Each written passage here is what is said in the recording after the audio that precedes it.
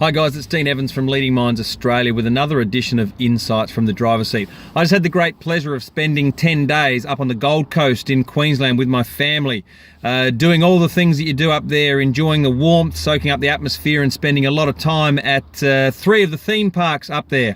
One of those theme parks was Wet n Wild, a big water slide fun park where you get to experience many different types of water slides and water rides.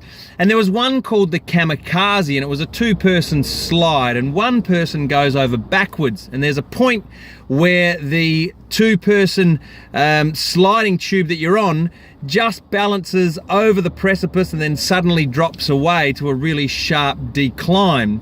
And as I stood there watching this group go in front of me, there was a young boy who couldn't have been any more than 5 or 6 years old that was going over this ride with his father. And I know from being a parent myself that so often when we're watching our kids either climb trees or indulge in activities like this, we're so fearful of them letting go and falling out. But as I stood there watching this 5-year-old boy go over this ride, I was struck by a really, really deep insight. And that was the moment that this young boy felt that fear of the tube about to fall off the top of the ride, he didn't let go. He hung on even tighter. And how often do we see this in life, in leadership, or in relationships?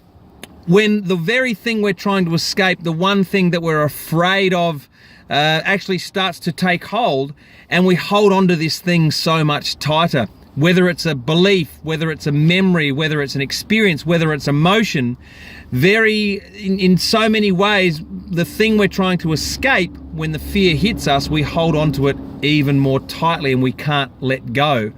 This becomes a real problem when we want to move beyond, when we want to go and achieve new things, when we're going to work towards new goals.